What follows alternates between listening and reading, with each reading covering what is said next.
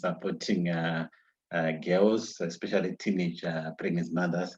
So I'll allow you to describe what you do, but she's going to give a talk on positive experiences from psychosocial support for teenage pregnancy. It's a food for thought.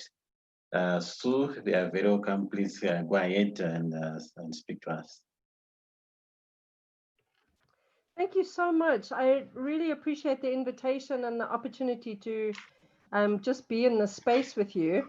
I have to say, I feel completely overwhelmed and intimidated by all of you guys.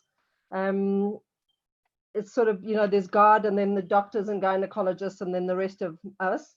But I really appreciate the opportunity. Let me just, my own story, just very briefly. I'm Zimbabwean, born and bred, fifth generation. I am part of a Shona family, as well as being part of what I would call a European family. I have 8 children. 2 of those are by birth, and the rest of them are through foster care or adoption. And it just has been, I feel very, very privileged actually, that I've been able to walk a road with 1 foot in each community in Zimbabwe. I think there are very few people that have been able to do that. And so I feel very blessed by that. The organization that I run is called Kukosha. It came out of another organization which I started about 25 years ago called the Michael Project. And that was named after a Mozambican baby that I adopted. And he passed away. He was HIV positive. And that many years ago, ARV access was not what it is today. And we started the Michael Project because I didn't want his life to have meant nothing. I wanted his life to have meant something. And Kukosha came out of that. Kukosha, as you know, it means something unique, something special, something individual. And for me, when we looked at the orphan care situation and the number of children that are needing care in our country, it's completely overwhelming, and you don't really know where to start, actually. But if you look at each one as being an individual and having something that's unique and that they can bring to our community and bring to humanity, actually, that everybody is gifted with destiny and with ideas and with skills and just a uniqueness that they to our nation, even if you bring it down drill down on it. So if you start to look at it like that, then it becomes doable. Then we can start to take it one by one and make a difference. The focus of Kukosha is very much on family-based care. The outcomes for children globally, institutionalized children, the outcomes are very bad. There's very, very little in terms of positive outcomes. And statistically, for example, a research done about 5 years ago said that children that are institutionalized and grow up and age out of institutions at 18, by the time they're 21, 49% of them would either be incarcerated, they would be drug addicted, prostitution, living on the streets, and a very, very high percentage take their own lives. So the evidence is there that family-based care is where human beings find their best outcomes. And Kukosha's drive, our goal, the core of what we do, is to promote family-based care for all children. And where children are not in their families of origin, their biological families, we advocate for foster care and for adoption. Kinship care is our big jam. That's what that's what our core business is. So that is taking care of and supporting the gogos and the tetes and the extended family members that are raising children that are not their birth children. And that's something that I think the Zimbabwean community is very strong on. One of the things that Kukosha has gotten into in the last couple of years, and I believe that's the reason that I was asked to share today, is that we began to work with teenage mums and very, very young girls who are pregnant. And there is, firstly, a complete lack of care within the system for these young girls. And there is a lot of expectations. Some of them are completely realistic and some of them are unrealistic. But we realized that there was a huge gap here in terms of caring for young girls who find themselves without help or without options, and they feel like they're backed into a corner. And actually, we were approached by the Department of Social Welfare to say, could we not put something into our programming that would support these girls? So we have been working at a community level. We work one-on-one with girls. Some of them are staying with their families. Some of them are with friends. And more recently, in the last couple of years, we started a home, which is a safe house. And we're using, again, a foster care model.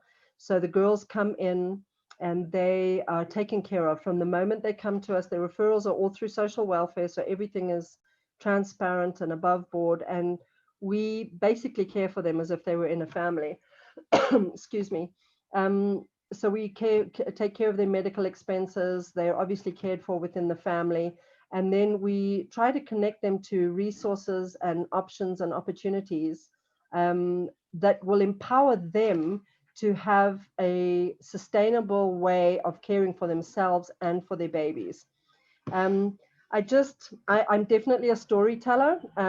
You asked me why I wasn't going to, if I was going to share my screen. I thought you guys are the experts and the professionals.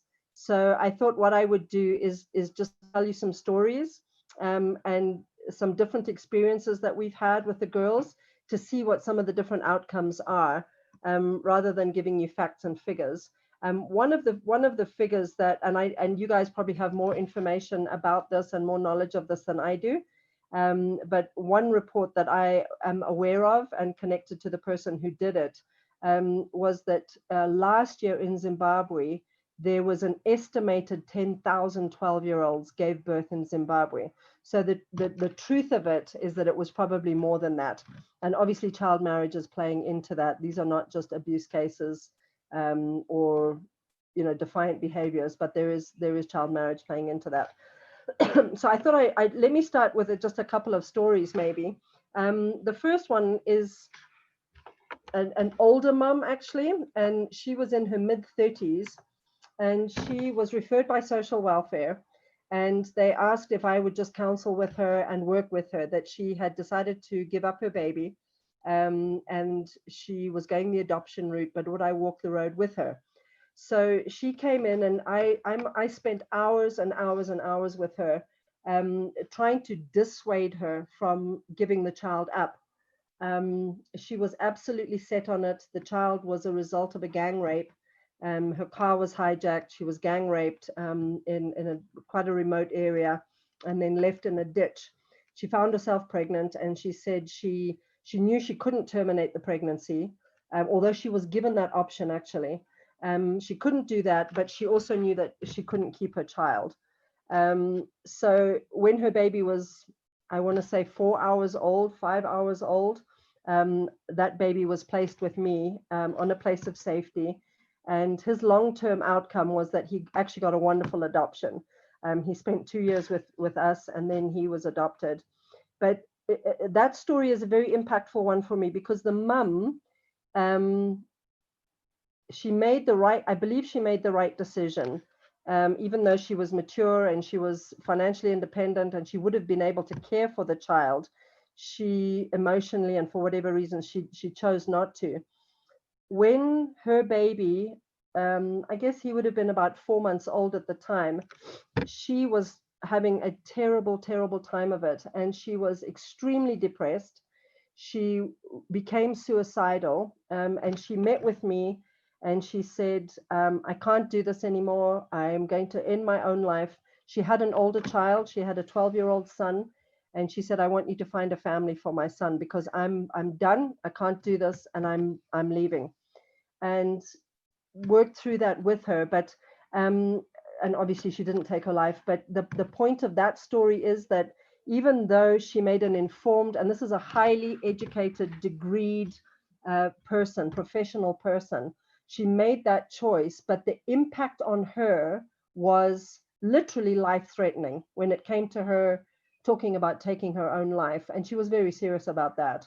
So I realized that the impact of separation, when people are giving up their children, is very deep, even if it is a reasoned decision, and maybe the right decision. There's still, the impact is very, very deep, and it lasts a lifetime. It never goes away. I think that some people can deal with, obviously resilience has come into play, and support systems and all of those things, but the impact is tremendous. So that was one story that impacted me deeply and was a motivation for engaging more in this arena. The second one that I wanted to tell you is actually a young girl that is still in our program, and she was an orphan, and she was 13 years old, and she was raped by a teacher's young son. And every advice that she was given was to terminate her pregnancy. There was no one to care for her. There were no options. This is what she should do. And she somehow managed to hold her own. And she came into our space, tiny, tiny girl. She gave birth just after her 14th birthday. And I think actually, Dr. D, I think you were involved in connecting us with the right support there for her in terms of the hospital. But she is now 15, nearly 16 years old. She's back in school. She is living with our foster mom, one of our foster moms, and she's raising her child. And there's great hope there. There's great future there.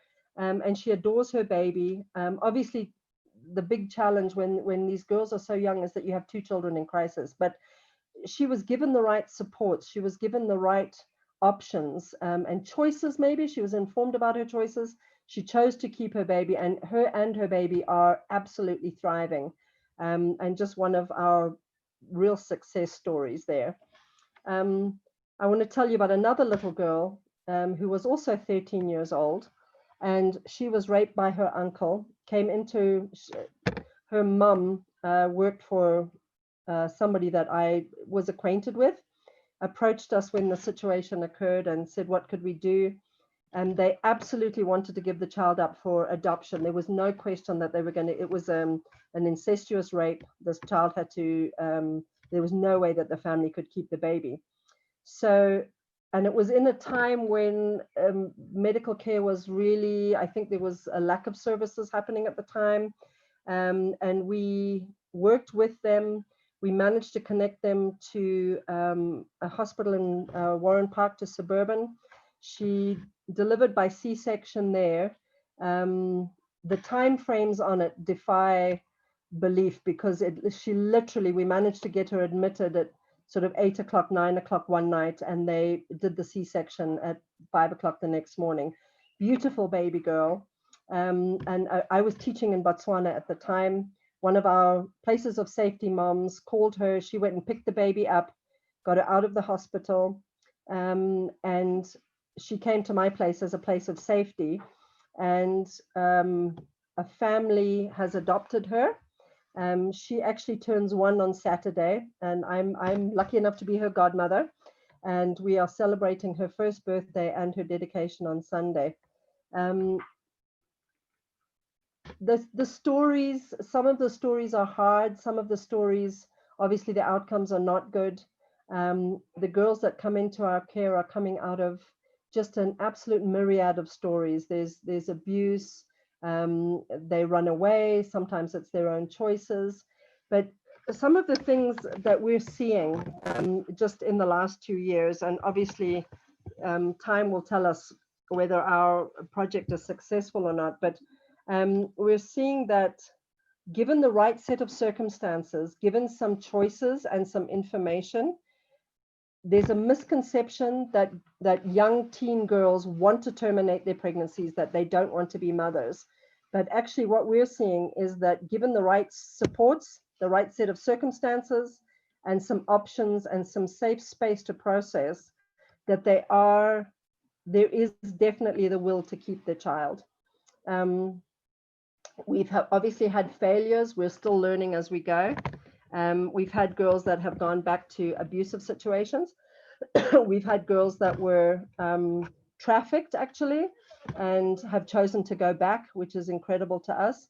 So it's not 100%, it's not foolproof at all. But I think this is something that in our community, with our teen pregnancy rates being so high, I think these are conversations in our communities, in the medical community, that we are really need to be having, that we don't assume what the desires are for the girls, or what their hopes are, and that hopefully, my hope is that, you know, the medical community, the welfare community, and the PBO NGO support community that's on the ground, that we can work together and we can give options, that we're not stuck with one size fits all, either terminating or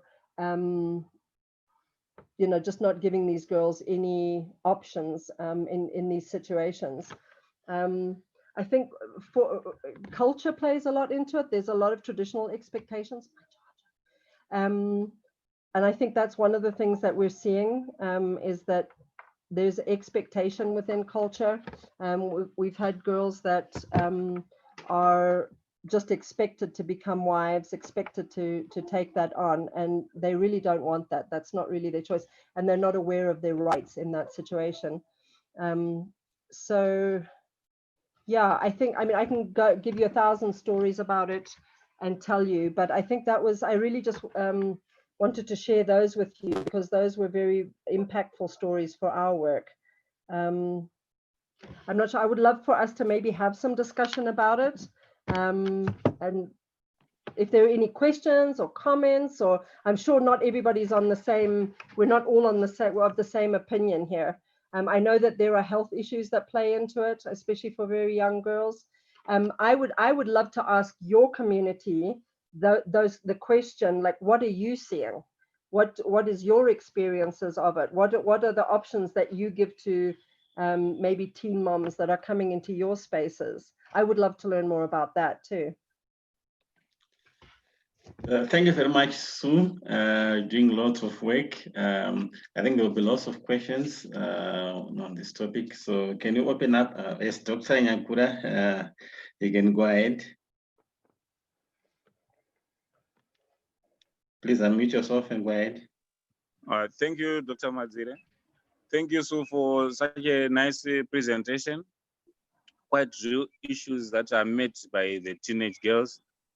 I have two comments and questions.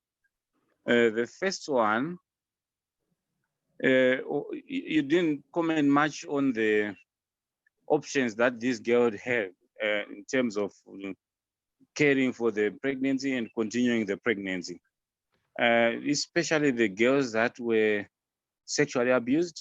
I understand some of them have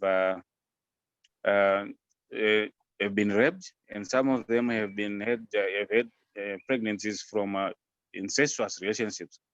And it sounded like, from your presentation, it sounded like the organization Kukosha was against the termination of these pregnancies. But the statutory instruments are there that provide a route for these girls to terminate the pregnancies, because they're coming from illegal relationships. So I want to find out from you, why is it? It sounds like your organization is against the termination of these unwanted pregnancies. It's a great question. So I know the statutory instruments are there, definitely. And we're not speaking against those. We're not saying that those are right or wrong. I think that for us, if you look at the evidences globally too, the impacts of termination are very severe and very deep. And very often what happens locally, we've seen this, like with a couple of our girls, is that they may have gone that route, but actually the system itself is very slow. It's very slow to work. Very often they don't even bring the pregnancy into the light until they're maybe 4 or 5 months along. and then it's too late, and then it takes time to go to welfare, to get their reporting done, and then to actually access the services that they need. I think we're just coming at it from a different point of view. We have worked with girls that have terminated, and we've seen that the impact of that is very severe, actually. And what if we could give them a different option? What if we could put hope into that situation? What if we could say, you don't have to do it this way? I think one of the things is that they're not given the options, that termination is the only option. And we're just coming at it from a point of view of, actually, you have two children in crisis here. You have the child in the womb, and you have the young girl. And what if we could look at it differently? What if we could give the mom the supports that she needs, physical care, the medical care, cover her on those bases, and provide the psychological support that she needs, the counseling, the therapies, the wraparounds that she needs. And certainly what we've seen is, and again, we're only a couple of years into this in our programming, but for us, the regrets and the deep-seated psychological issues are actually reduced if she has a chance to have her child. And if she relinquishes her child, there's still obviously lots and lots of things that she needs to work through, but the long-term impacts are they're much more positive, actually, than when she terminates. That's our experience. And I love that we can have these conversations, because we're also learning. We're learning how to do this. So we're saying, what if there was a different way to do this? What if we could do this in a better way? What if we could provide the supports that would at least give options, informed options, rather than an assumption that termination is the only way to go? Does that answer your question? Sure, I'm answered. You are looking at a different perspective. My last question or contribution was in terms of the education. Do you then offer them opportunities to go back to school once they've delivered? Absolutely. Yes, absolutely. So Rosie, the little one that I spoke about earlier, Rosie is back in school, and obviously with the shutdown, school. So we've had tutors coming into her as well. So and there are several girls that are. So what we try to do is our commitment is to, if they want to stay with the program and they want to stay with us, we will commit to helping them find a path and walk that path with them to where they can become independent. So for Rosie, if she wants to go ahead and do her O-levels, she likes the idea of being a chef, actually. She likes to cook. So if that's something that she wants to pursue, we will walk that road with her to where she can have some kind of qualification, some kind of skill, some kind of education in that area. And hopefully we help her find a job. And so it's a long road. Definitely, it's a long road. Some girls do come in, and they come for a very short period of time. They're in a crisis situation. Maybe they've run away from something, and they need a shorter stay.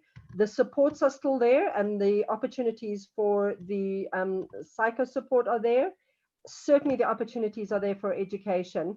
And actually, we've had some who have gone back to their homes. We've been able to reintegrate them with their families, reconnect them with their families. We have caseworkers that will work with them and work with their families to reintegrate them back into their families, which is kind of first prize. And we actually support girls who are back in their families, and they're being educated in their own spaces. And we've also helped a couple of them to start little businesses. They've chosen to start little businesses, little salon, the one, some tuck shops and things like that. But it at least, yeah, we definitely walk the road with them.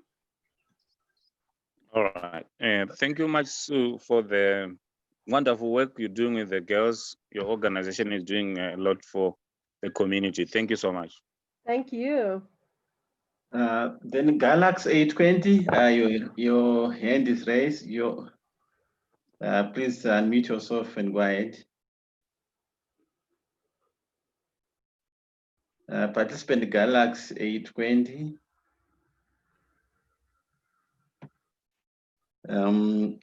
While you're waiting for participant Galaxy 820, you can go to the chat box. Dr. Miocha, if you have a question there, I don't know whether I want us to read it out or do want to just expand on your question. So if you can read the question on the chat box, she's yeah, I'm just reading that.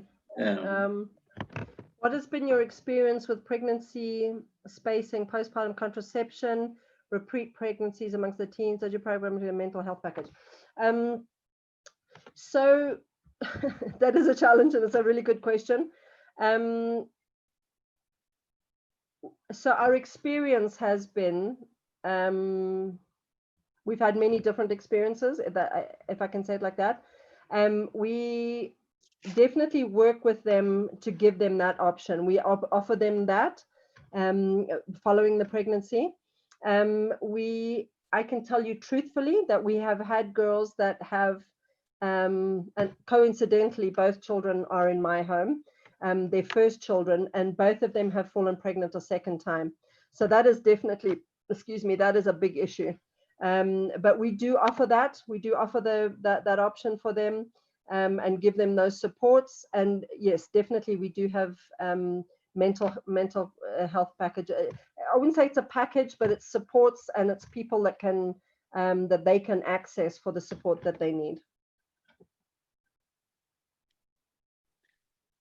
Okay, thank you for that response. Anybody with a question or a comment?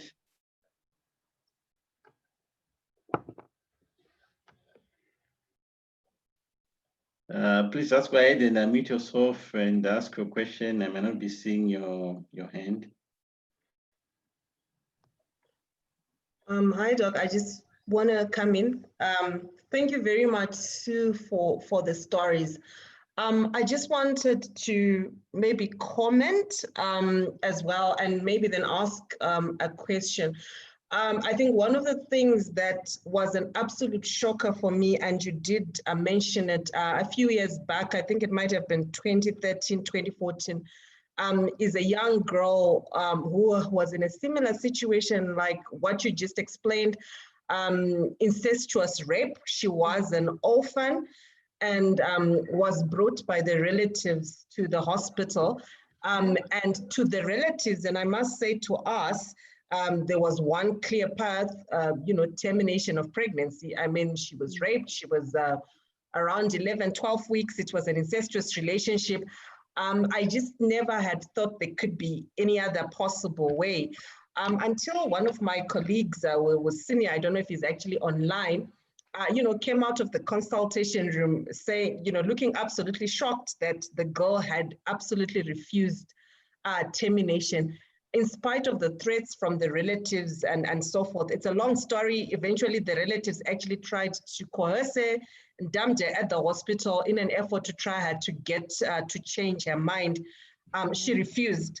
And because she refused, and we do respect the consenting process, the termination couldn't get through. And eventually she stayed until, she was term. And I had the privilege to deliver that little girl. And I was stunned because, like you say, I mean, she was absolutely in love with her baby and she wanted to stay with her baby. And like you do, in Bulawayo, there is another organization that we got to know that has been doing the kind of work that you do called Precious Life. And I must say it had such an impact on me because, like you say, I wondered how many, girls or women had passed through us whom we actually just gave one option. And because we, the medical community sometimes tends to be very inward looking, I wanted to find out to what extent are you involved with us, the medical community, obs and gynaes, GPs, or even just at hospital level, because I found that we were out of our depth. And the more I got to know about it, the more I found out that they were looking after a lot of young girls in Bulawayo with similar stories. And they also told similar stories about the impacts that you were talking about regarding the girls who would have gone through with termination. So I just wanted to know whether you really have support, from us I know you spoke about social welfare, but what about from the health perspective? How integrated are you? Thank you. That's a great question. I mean, we do have obviously people, our go-to people, and you were certainly one of them. But I would love to see more cooperation in that, to be honest. If we could have some, I think to an extent, maybe some of the medical community would be available to engage with us. I would hope that would be an option, but maybe that's on us to step towards you and give you information about what we do, so that if you have that client in your on the round or in your rooms or whatever it is, that you can have that option to reach out to us and to connect them to us. Definitely when we've had girls going through the process, we have had amazing support. I remember being in the delivery with a girl who was delivering, and it was I forget who the gynae was, but she was amazing, and she was just amazed at what was actually happening, that this lady was giving up her baby, and that we were there, we were walking it with her, we were supporting her and supporting the baby, connecting the dots between welfare and an adoptive parent. And she just said, this is amazing. So I haven't seen anything like this done here before. So I would honestly put the onus on us actually, and say that maybe that's something that we need to work on. And if there's anybody on this group that would like to do that, and we can start working on something together and put something in place, even if it's just to inform at this stage, I would love to be able to do that with you. Dr. Makoni, you're raising your hand. Thank you very much. Thank you, Sue, for such an interesting presentation. My question is, you talked mostly about the young girls who've been raped mostly, or orphans and things like that. I wanted to know, quite a significant number of the teenage pregnancies come from these teenage marriages. Have you ever had experience with such teenagers who are married, but they want to be out of the environment that they're in, and how have you been able to assist them? So are you asking in terms of girls that have maybe run away from a marriage or something like that? Yes. Yeah, so yeah, definitely. Not huge numbers of them, but we have had a few. We have actually one girl in our home right now who was married off to by her auntie. She lost her mom and dad. She was living with her uncle and auntie. She was married off to a traditional healer's son. And no, to a traditional healer. He tired of her and gave her to his son. She was 14 at the time, and she fell pregnant, and actually social welfare were alerted to what had happened. And so they placed her with us, and she is just an amazing young woman, beautiful, beautiful young woman with an absolutely gorgeous baby, and she is thriving. And she absolutely does not want to go back. That was a situation that she didn't choose. She really felt like she had no control over what was happening. But let me flip the coin as well, because we had one of our girls recently who I would have staked every dollar I had that she would stay with us and go through the, whatever steps she needed. And we were working on what her care plan was and what her educational options would be and training and so on. And she had been living with a man, and he had been very abusive to her, physically abusive, for several years. And then she was pregnant and she left. She chose to go back to him. And that just shocked us all. It blew us all out of the water. We could not figure out what had happened there. So, I think every case is different. But generally, if a girl is in a bad situation and she's given a genuine opportunity, a genuine and supportive opportunity to have something different, then she's more likely to make a good choice, or to make a positive choice that impacts her and her baby in the long term. So if I would ask a question, can you just explain how the process of adoption goes about? How Sure. easy is it and so on? Sure. So adoption actually is becoming more popular in Zimbabwe now. When we adopted Ephraim 10 years ago, and I think there were 8 adoptions in the whole of Zimbabwe in that year in 2010. Last year, our organization had 16, just us. And there are a couple of other organizations who are working in adoption too. So it's definitely changing. If you are, if the couple wanting to adopt is Zimbabwean and all their paperwork is Zimbabwean, their IDs, all their paperwork, it's a fairly simple process. People can come to us and we can help them with that. We can facilitate, we can connect them. There are no adoption agencies in Zimbabwe. The Department of Social Welfare are the only people that can facilitate the placement of children, and that is for foster care and for adoption. So, you know, unless it's done properly and with proper court orders and so on, then, you know, obviously then children are exposed and vulnerable and open to all kinds of things. But adoption is a simple process. There are clearances that are done for the family, for the husband and wife. Just FYI, single women are allowed to adopt in Zimbabwe in their own right. And we actually have we have a support group for single moms, and it's full of young professional women actually who have adopted children. And then you make an application in the courts. So there's a dual process between the legal system and the welfare system. If you have foreign paperwork at all, if anybody has maybe a foreign birth certificate or a passport, then it can be, you will have to get ministerial clearance for it.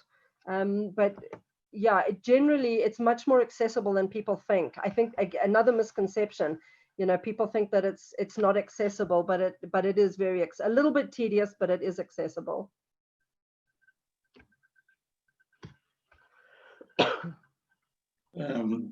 Thanks. Does anyone have a question?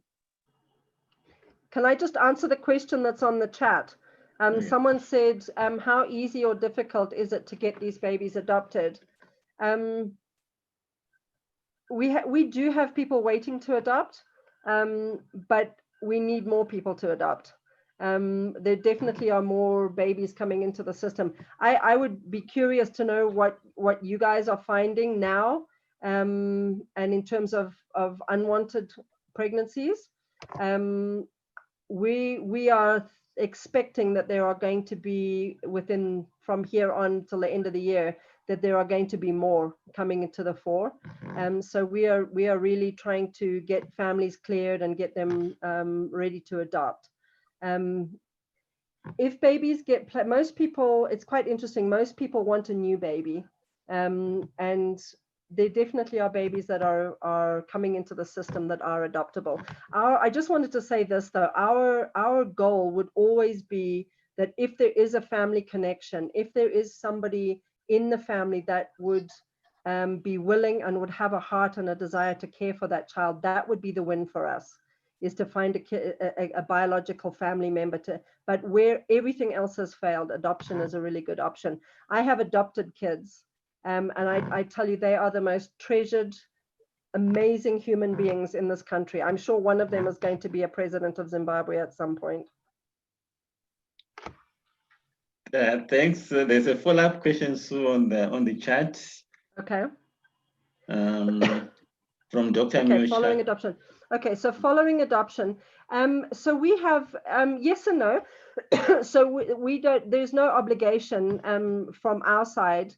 Or from the family's side to expose their lives to us in any way. But what we do have is that we have adoption support groups. So we try and create communities, because adoption is a different kind of journey for a parent. So we try and create support groups, and we center them, we pivot them around families who have adopted. So there's sort of a mentor type thing. A couple that's adopted will walk with another couple that's adopted, and just help them come into a strong space and into a good space. And it's a space where they can ask their questions, ask about that family's experience. And often there will be challenges with adoption. You know, there's a lot of trauma involved in adoption. And so we try and support that as much as possible. Yeah. Okay,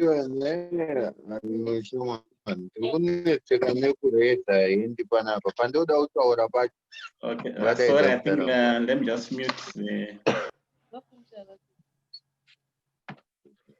Okay.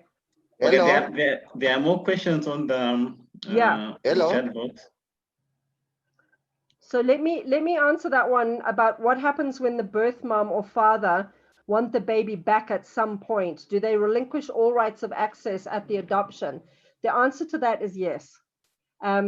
They do relinquish rights for an adoption. Babies that are abandoned, that are found somewhere, that are not traceable, if there isn't a traceable reference, those children are, welfare will do a thorough screening with ZRP to establish that there's no community knowledge or connection of that baby. And then the child is allowed to be adopted. If it is a relinquishment that is happening in that adoption, for example, if it's a young mom that is giving up her baby, she will sign paperwork to allow that child to be adopted. An adoption, in the law, an adoption is seen as if it was your biological child. My biological children and my adopted children have the same rights. They have the same legal rights, access to everything that my biological children have. And that is a big fear, actually, that a lot of people stepping into adoptions. What if the family comes back? What if? And I'm not saying it would never happen, but I have never had it happen. I've never seen that happen.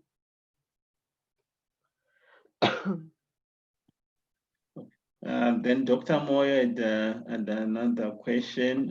What screening is done on potential patients? So these are probably questions who wants to adopt a child. So for a family to adopt, they go through a process with welfare. The family has to get police clear. So let's just talk about a Zimbabwean family. They need to have police clearances. They need to have social references, medical references, pastoral references, actually. And then they will have an initial consultation with welfare. They submit their paperwork, and then social welfare will come back to them. They will assign a caseworker. That caseworker will come into the home. They will do a much deeper interview. And at that point, they will drill down on finances, on resources. And if there are any flags or any indicators there, they will obviously pursue that. So Zimbabwe is actually one of the easier countries to adopt in, actually, but there is still a thorough process that goes with it.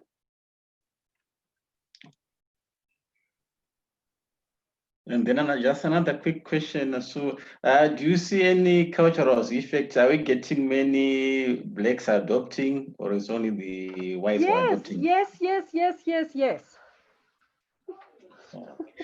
Yes, we are definitely 100,000%. Yes, it's really it's awesome to see what's happening. And Kukosha has so we have a team of adoptive parents who are our mentors, if you like, and so we can refer them. And all of them are Shona families. So it's getting some traction. It's becoming, you have to break down some of the cultural norms, if you like. So kinship care is very acceptable and very normal, but adoption is different, because now we're bringing in a foreign child, we're bringing in a strange child. But I'm very happy and excited to tell you that it is definitely taking hold in every culture and community in Zimbabwe. Well, thanks. Dr. Mteve, you can try and unmute yourself. I don't know whether your reception is good.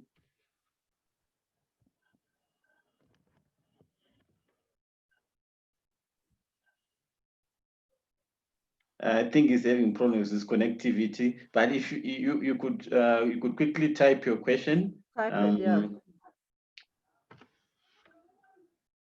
If there's no other question or comments, join me in thanking Sue. for this talk. Thank you very much. Now we know who to turn to. So we'd love to have your contact, and from the suggestions, we'd need more talk and have more ideas on how to attend to these teenage pregnant mothers.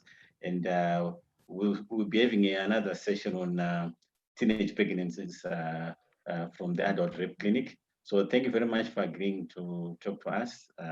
Thank you. I really appreciate the time. Okay, thank you, colleagues. The meeting is over.